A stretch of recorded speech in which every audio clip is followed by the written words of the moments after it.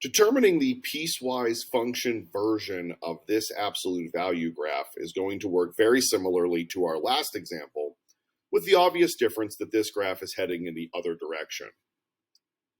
So similar to the last example, we have this obvious dividing point at -2.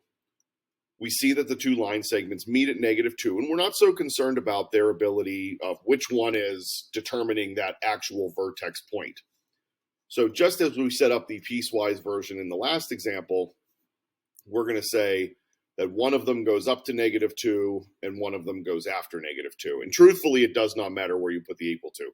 It will matter in other examples. It will matter when we want to put open circles and closed circles. But if we have an assurance that they meet based on this absolute value situation, then we're going to want to make sure that we do that at least somewhere, not necessarily concerned where.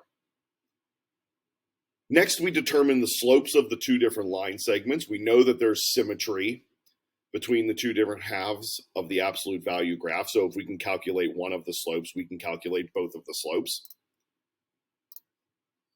I identify a really easy to recognize point right here. That's the point -4, -2. I calculate another easily recognizable point at the vertex.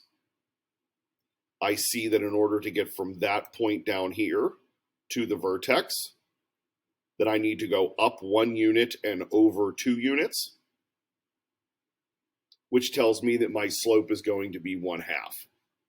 Now, because this V has been flipped over and is facing the other direction, I now have my positive slopes on the left half of the graph, and I have my negative slope on the right half of the graph.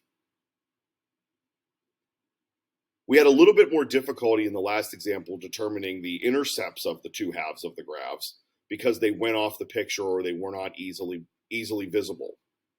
Here, we do not have that issue.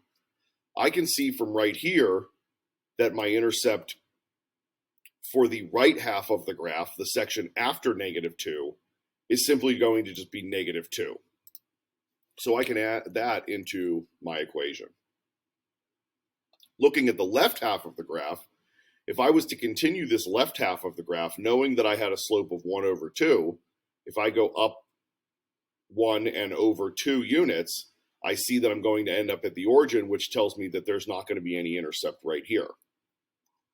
Similar to what we did with the last example, if we want to confirm that those two pieces are correct, we have y equals 1/2 of x, which goes right through the left half of the graph. But of course, we would want ours to end at -2, and y equals -1/2 x minus 2, which does the same thing on the right side.